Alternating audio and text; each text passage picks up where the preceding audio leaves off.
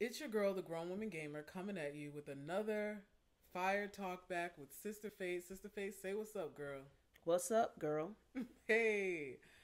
So today we're going to talk a little bit about the NBA, Kyrie Irving, and some of the latest news that has been coming out.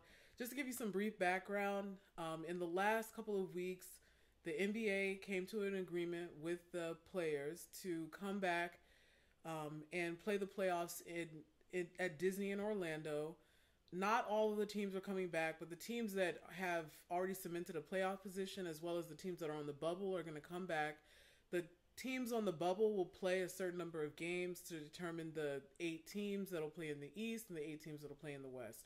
And then they'll have playoffs as normal, and the process will take somewhere between 60 to 90 days to complete.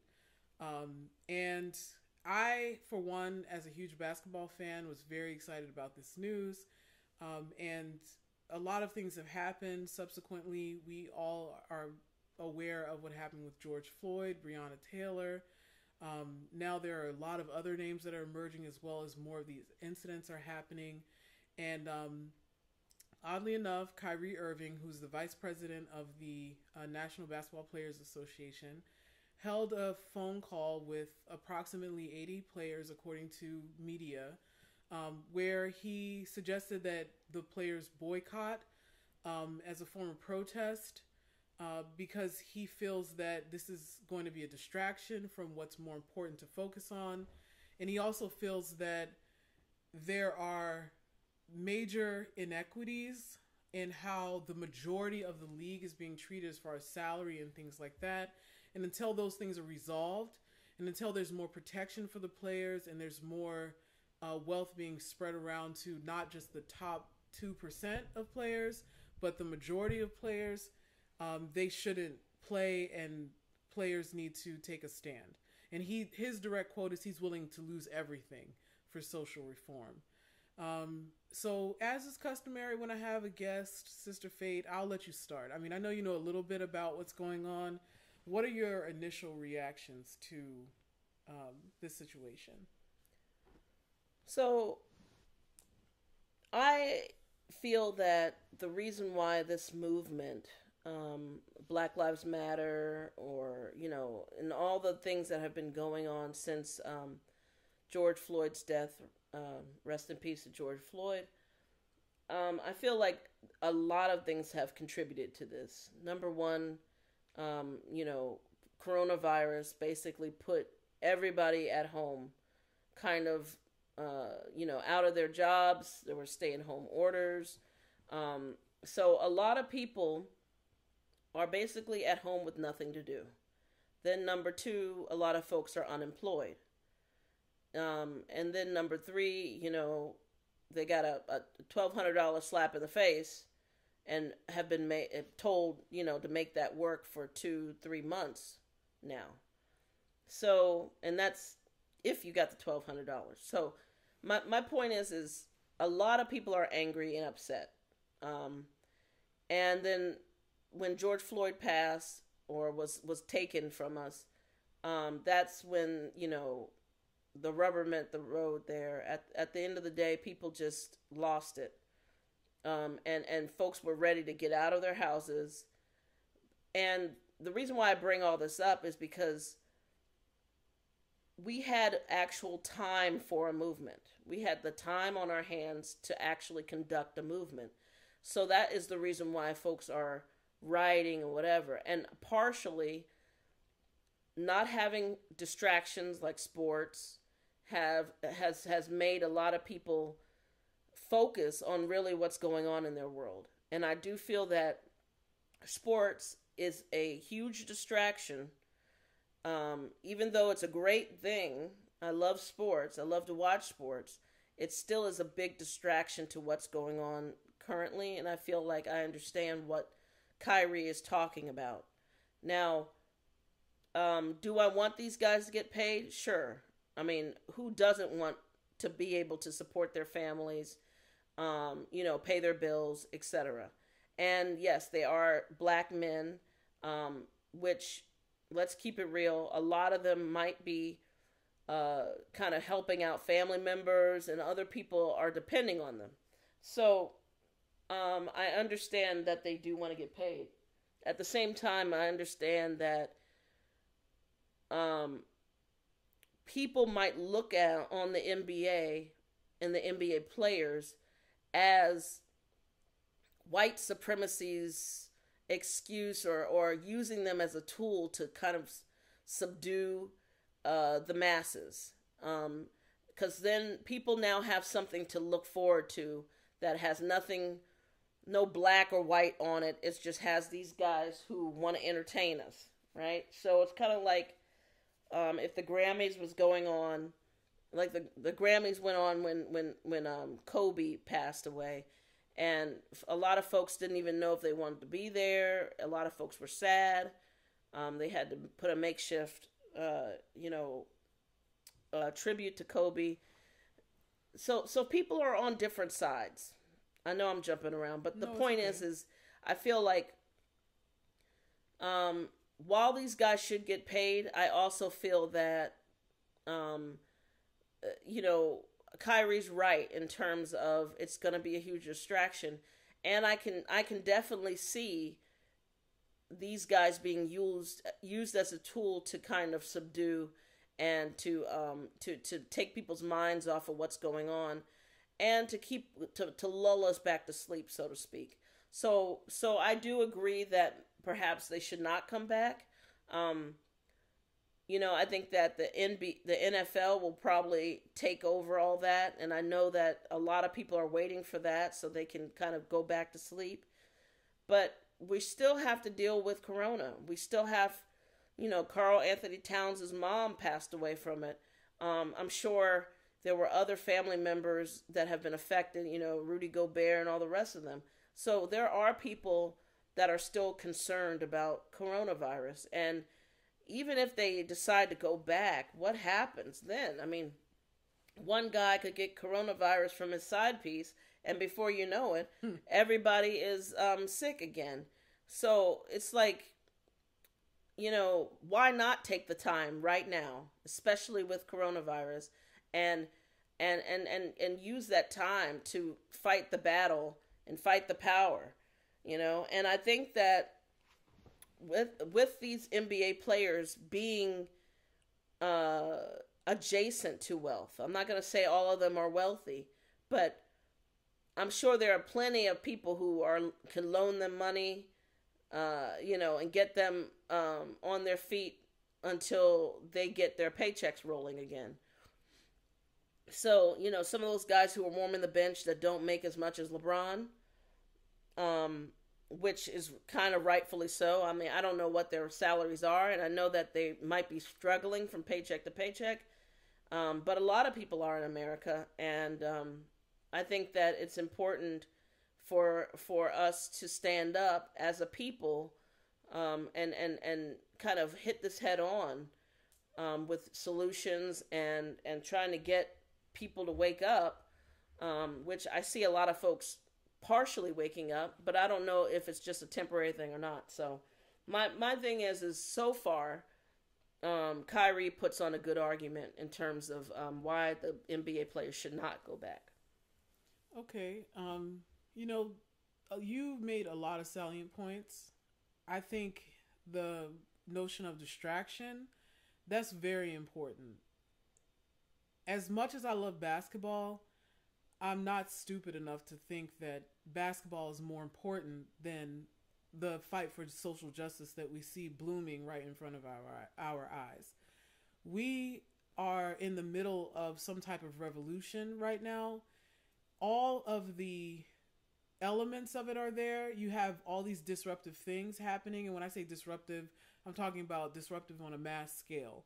Coronavirus. Then you have all of the economic impacts of coronavirus. Then you have this man's murder that the entire world witnessed, literally putting the world on pause and forcing people to pick a side against inhumanity. Like, we're in a very important moment in human civilization and history, and the relevance of basketball at this moment is very low compared to all of the things I just talked about. Now, So with that said, I don't actually disagree with much of what you said, but I do question Kyrie. I'm just going to keep it real. You know, I follow LeBron James' career. I followed Kobe Bryant's career. I followed Michael Jordan's career. I've lived through all of their careers with the exception of the very beginning parts of Michael Jordan's career because I was pretty young at that point. But I came in at the tail end of Michael Jordan's reign. And I saw Kobe from start to finish.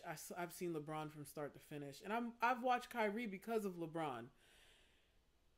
And the thing is, I have never seen or heard Kyrie place himself in the middle of any type of political or socio-political discourse before.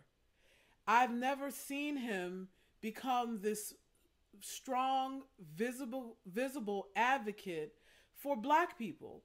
I've never seen him do that. He is very proud of his Native American history, which I respect fully. His mother was Native American. And I am not one of those people I'm one of those people who says if people see you as Black, you're Black. But nobody should be forced to denounce a part of what made them who they are. And I know that his mother passed away, you know, God rest her soul. So that probably makes him want to identify with who she is even more so. So but I have never really seen or heard of him being this activist type person who is trying to fight for social justice. Now, with that said, I also can say that this is a very important moment where a lot of people, we just watched the Little Baby, the Bigger Picture, the song that he just put out that was in the music video, which was absolutely beautiful, brought tears to my eyes.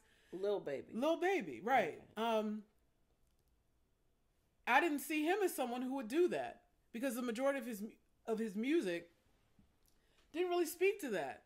So that's not discounting that Kyrie could have all along been this person who's very socially conscious, very up on what's going on in the Black community, very committed to a Black agenda. But I just didn't.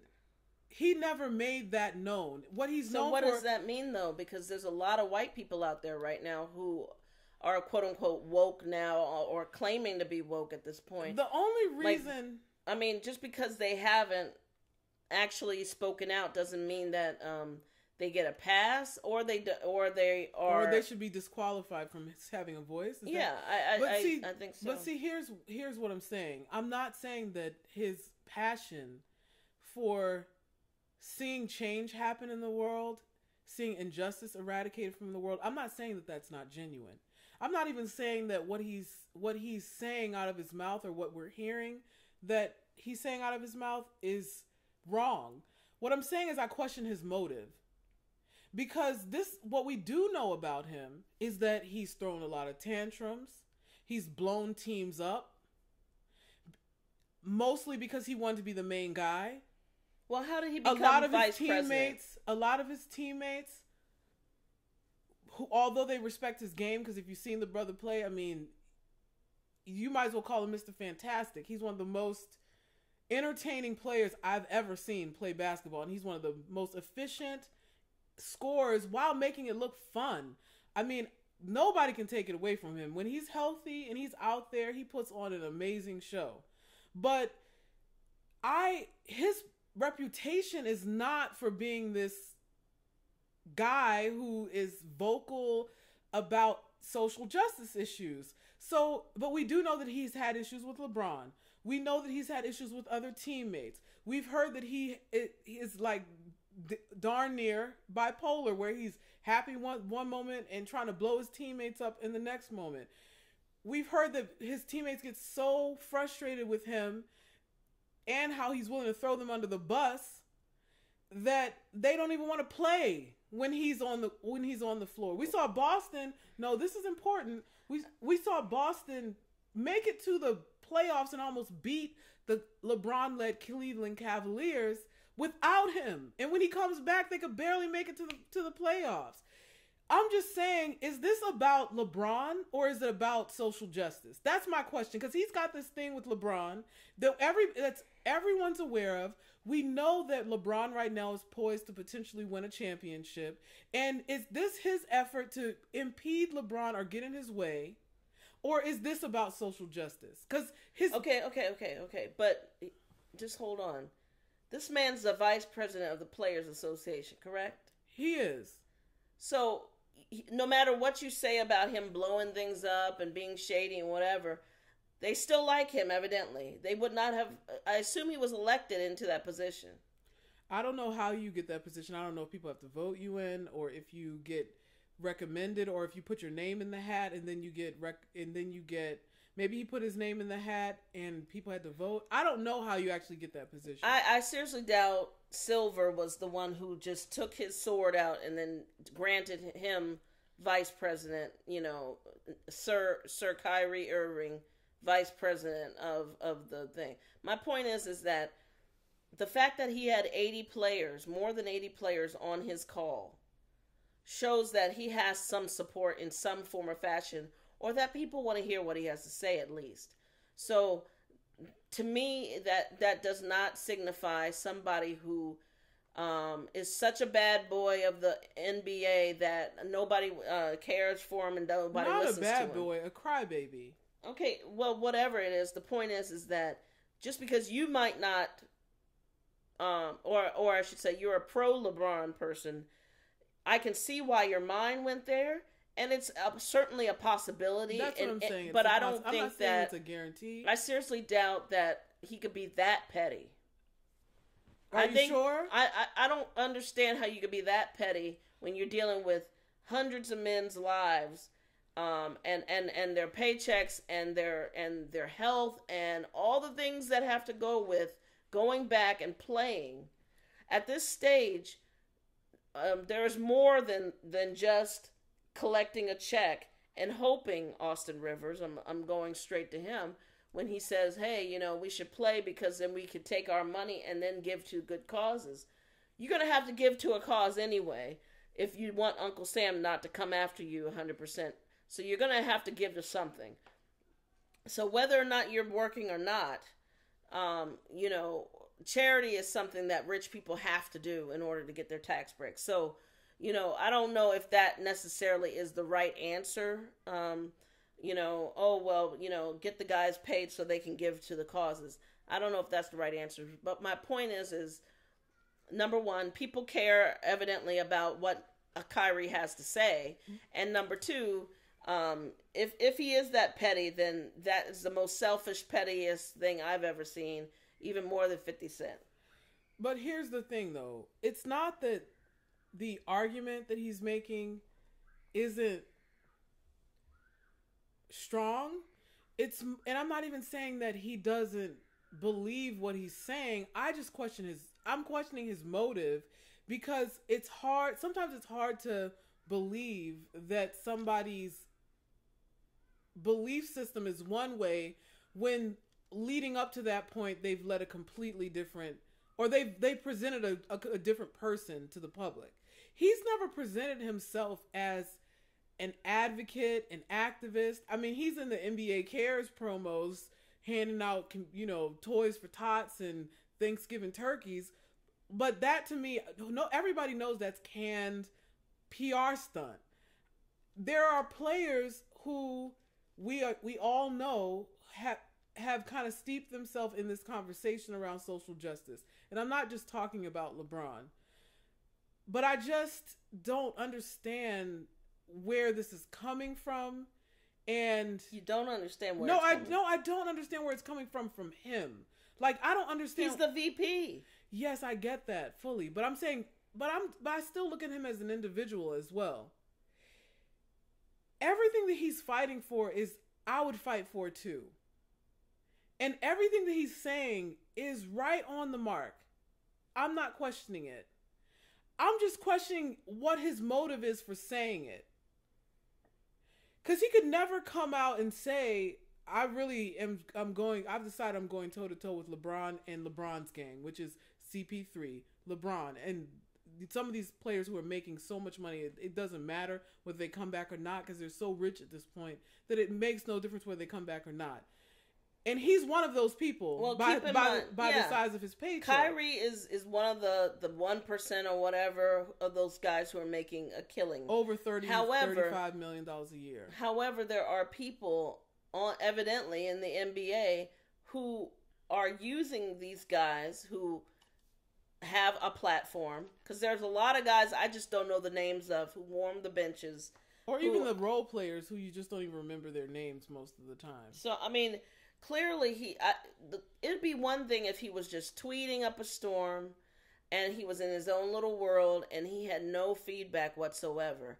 But the man got on a call with more than 80 people, which shows to me that somebody's listening to him. And all I'm saying is I don't think this is just some petty thing. And if it is, so be it. And that's pretty sad. But my thing is there are people who are probably saying, hey, Kyrie, people will listen to you. They won't listen to me because I'm a bench warmer. How about you say something and speak up for some of the guys? Because I know that Kyrie has talked to people. He couldn't just have, in a vacuum, decided this.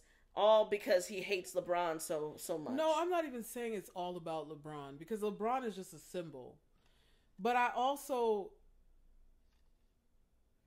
understand. LeBron represents a group of players who have a disproportionate amount of influence versus a player like Tyus Jones or, the player who comes in to relieve Kyle Lowry on the Toronto Raptors, whoever that guy is. We don't even know his name. Van Fleet? Well, Van Fleet's starting now. What's his name's not there. But you know what I mean. Yeah. Like, the player who you're like, oh, that guy, when you see him playing. You've seen him before because he's came in and relieved the star player before, but you just don't. He doesn't have the same level of stickiness with you as like a player who, like Giannis or like LeBron or even like Kyrie or Kevin Durant. So I just want to say for the record, I'm not questioning that Kyrie Irving has a genuine love and concern for players who aren't in the same position that he's in. It's just a little bit shocking to me that he's the one leading this charge when, like I said, I've never heard of him doing this stuff before. Maybe behind the scenes he was like the most woke, conscientious about it brother in the league and just chose not to be tweeting all the time. And that could very well be the case. I mean, look at Kendrick Lamar. He's not really tweeting and on social media, but we know where his politics line. Well, I don't know. I would say that we encourage the people who are listening to go ahead and put their thoughts in the comments section. I'm going to ask one final question. Okay. Should the players boycott, in your opinion? Yes. And why? Because we don't need that distraction right now. Excuse me. We don't need that distraction. I feel like the guys can get healthy. Just because they're rich doesn't mean that they are in any different boat than the average person who's out there who can't go back to work, or if they are going back to work, they're being exposed. And there are a lot of people who, I understand that there are a lot of people who depend on the NBA, from the concession stand person to the person who cleans the floors, in the bathrooms of the stadiums. I understand. But this kind of, I don't want to say it's a sham, but it's definitely like some quick thing they put together just so they can crown a 2020 champion or keep some of these players like LeBron who are getting older, give them an opportunity to win. I think that, coronavirus is no fault of anybody's. It's hit, and we just have to deal with it. And 2020 is a crap year. I don't think 2020 is going to get any better. I hate to say that. So I think everybody's suffering right now. And I know that sports is the answer for a lot of people. I'll be honest. I like to listen to music or read books to kind of, take my stress away. But And we all need that as human beings. We all need we don't something. need to be like stressed out 24 hours a day, worried 24 hours a day, anxiety ridden 24 hours a day. I understand. I feel that sports probably helps a lot of people. However, I also think that sitting and watching 8 teams kind of battle in some weird pseudo place with nobody can watch it because coronavirus, and you have a bunch of applause recorded and put inside, just put on the TV or on the broadcast to make it seem like the stands are full. It just seems kind of weird and just like the odd. Twilight Zone or something. Yeah, I don't know. I think that it's definitely. I don't know how many people are coming back to work because of that. Maybe a couple of guys who massage the guys in the back, or trainers or whatever.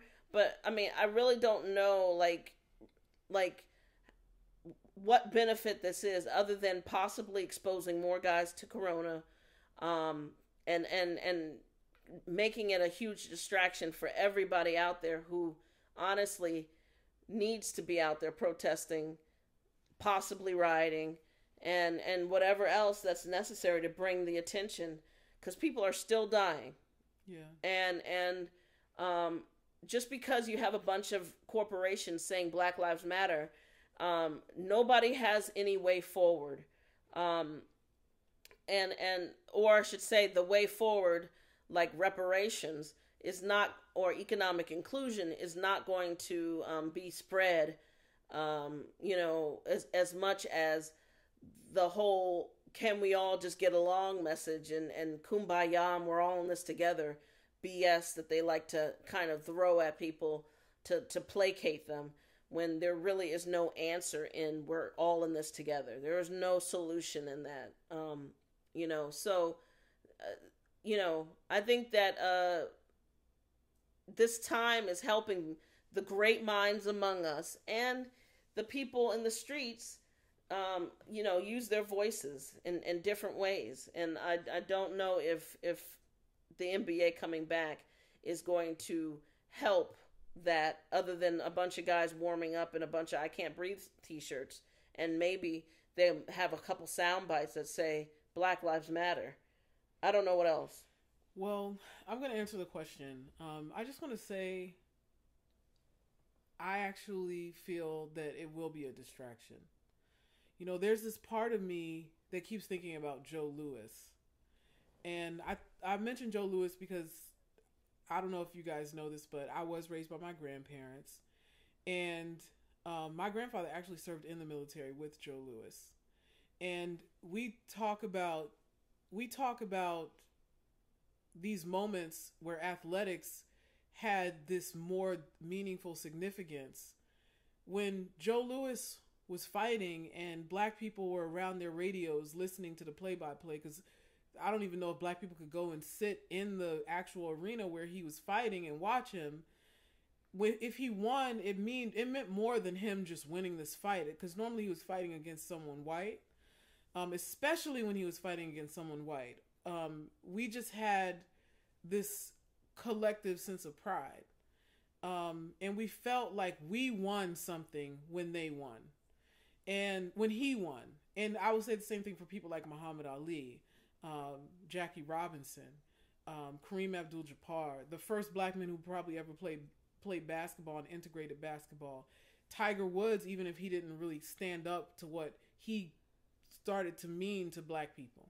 Now, I don't think that those moments, although they represented this sense of overcoming and winning for black people in a world where we're constantly being tossed loss after loss after loss, and we're seeing all this violence against us, seeing those people win lifted the morale of black people. But it was like putting a Band-Aid on a 22 stab wound victim.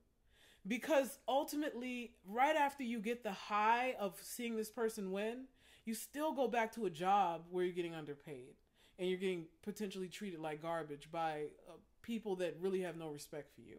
You still are getting pulled over. You're still watching your neighbor's son go to jail for 15 years for something that was completely nonviolent, or maybe he didn't even do. So basketball, unfortunately, at this time in history, cannot serve that purpose any longer for the black community. And it's not even really for the black community. It's for the entire world. No, but I'm White talking folks about need distractions just as much. For all the people that think that these athletes will carry some type of change, that may be true. There could be some real leaders who initiate change, but I don't think it's going to happen on the basketball court. I don't. So I actually don't. Especially through this pseudo weird situation where there is no live moments. Yeah. Like, it'd be one thing if they had, not only could they, get a few guys who have sound bites and they wear their t-shirts as they warm up and maybe even a black band on their uniform or whatever. But, I mean, there is no, like, live moments that could be captured. Like, Colin Kaepernick had a live moment on his knee. Yeah. Those are the types of things where not only do you have a whole bunch of people witnessing something happen, but then people want to question and try to understand or not understand it, and it causes a controversy. If those guys got on their knees in an empty stadium, in front of a bunch of referees and a bunch of sportscasters and towel boys, okay, great. What if I know the conversation is going long, but I'm thinking of one thing. I'm thinking about voting, right? And how when basketball comes back on, because I don't think Kyrie will be successful in convincing these players to boycott. What if they just make it a platform for political change? Everyone's going to be watching. That first basketball game, there's around the world, there will be 250 million people watching. There is an opportunity to reach a very large number of people. By doing what exactly? Well, by saying straight up, everybody who's watching this, if you're an American, you need to go register to vote. You need to get your absentee ballots. If they try to use that platform to influence people's behavior, to get them to do something that could actually put us in a position to have change in this country, then that would be a good thing. But ultimately, I don't think it will be that. It's Disney, for God's sakes. Let's keep it real. They partner with Disney. Disney is all about pacifying people to sleep. Disney's all about subconscious programming. They start programming these kids at a very young age, and they program throughout their life. Then they take the same content and reprogram the next generation. Then they take the same content and they reprogram the next generation. Disney is like a psychological programming machine. So is Disney going to allow their platform to get co-opted by these black men? It's all of a sudden going to be a platform to state a black agenda and to try to get more black people encouraged to vote, to get more black people involved in being, civically engaged? No, it's not. So I have to agree with you. I don't think coming back is going to be a good thing if it distracts, since it will distract from everything that we need to be focused on. And the only way it could ever be that is if they said our agenda is we're prioritizing using the fact that so many people are watching us to get the word out. The only thing that over the basketball. The only thing that they could do effectively, which there's no way they can do that, is to say they're all coming back, and then the minute it's supposed to start, they all put the basketball down and walk away. That would be a change. That would be a statement, okay? Yeah, but that's not going to happen. Because when you got people who are at the top who are making buku money, and I'm going to include LeBron and CP3 and all the rest of them. When you have these people out there, they are basically guaranteeing support by saying, hey, not only can you guys do this, but you can get some endorsements. You could do this, you could do that. You could make a whole bunch of extra money. And hey, everybody gets paid, right?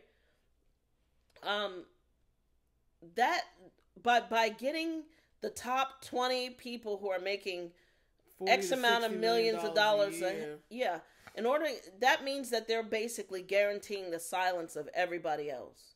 Because if you're on a team with LeBron, excuse me, 9 times out of 10, you're going to follow exactly what LeBron is going to lead you to do, which is, hey, come on guys, let's play. Let's get this championship. Let's get this money. Da da da da da yada yada yada. Yeah, but so, I mean, we know LeBron's about more than that too. Well, I mean, my point is that there's the one guy who decides I don't want to follow LeBron is probably somebody who's not going to be playing Kuzma anyway. And Dwight Howard were both on that call, and that, I mean, I don't know where they stand on this.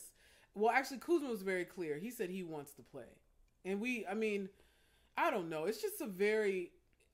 I wish there was a more clear messenger, but I might have to take my hat off and eat crow when it comes to Kyrie Irving. Maybe he is emerging now as he's getting older as a person who's ready to stand and show people what he believes in, what he's all about.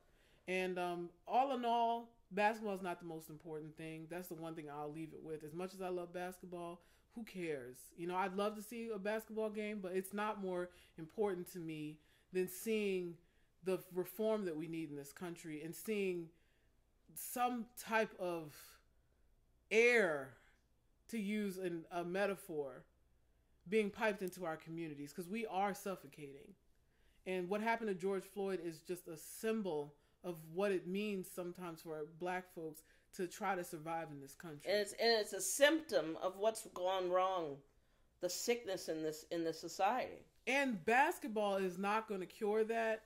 If anything, basketball is going to let people, like you said, put the blinders on and be like, whew, now I don't have to be stressed out anymore. Meanwhile, the house is burning down all around us, you know? So, and we cannot, I mean. And those players might be endangering the lives of their families. Let's keep it real. Coronavirus, there's no vaccine. And the fact that they're going to be in this bubble does not mean that they won't be exposed, or that and they're saying if one person gets it, they'll replace them with another. If one person gets it, they need to shut the whole thing down. Some of these players have lost their parents, both parents. I know with another basketball player who's retired, he lost both his parents. So them risking their own lives for whatever amount of money they might get off these games is also not worth it. And if there's any chance that they are risking their lives, because we know coronavirus can end in death even for some of the healthiest people, then they shouldn't go out there and play. Period. I think that they should call 2020 a wash. Yeah. I think that they should continue their activism. They should continue speaking out and using their platforms as necessary. They should take this time to learn. They should take this time to set up financial, structures and programs or whatever that's necessary for themselves, so that as they know they're not getting paid, they can figure out ways to support their families. Yeah. I think that there are also ways for their agents and all them to get them endorsement deals, to get them, if I needed to get paid and I was a bench warmer, I'd be going to the local car dealerships talking about, hey, come on over to Coons Ford or wherever. Oh God. And just come and do what you got to do. You know what I'm saying? A man's going to do what he has to do to provide for his family. Some of those guys are already thinking about alternative ways to make money. I mean, some of them are playing video games and probably getting YouTube money. I mean, do whatever. I mean, all I'm saying, you got to provide for you and yours. Period. Yeah, and I understand when someone takes away your job and you're kind of taken away from that, involuntarily. I understand that. I just feel like, and particularly for the players that aren't making $35 million a year, who knows what type of decisions they have to make right now as far as how to provide for their family, how to keep the roof over their head, how to make sure their mama's rent is paid. I mean, things like considerations that a lot of Americans have right now at every level of wherever you were on the socioeconomic scale. The rich people right now are making some crazy decisions. We know the middle class is being decimated by all of what's happening as a result of coronavirus. And these basketball players, we view them as just walk-in bank accounts, but clearly that's not the case for the large majority of them. And, well, yeah, and yeah. So, I mean, decisions have to be made. I understand why these guys want to play. I understand why they want to. But let me tell you this. Whatever money they were getting, they're not going to be getting as much, because even as they play, there's, and I understand there'll be revenue from ESPN or whoever's going to be showing the thing. But what about all the other money that comes with sales, the concessions, the merchandising, the sponsorships in the building? I'm talking about all the banners and stuff like that people pay hundreds of thousands of dollars to get that type of ad placement, because they know 20,000 people are going to see it and walk by it on their way to buy a beer. All that's out the window. So the money is going to get funny. And so maybe... And the money's still going to be funny for having foresight. He's like, let's broker a better deal now before they can use the deal we have in place to really step all over most of us. Because who's going to pay somebody $200 million when they can't sell no tickets to a basketball game for the next 3 years?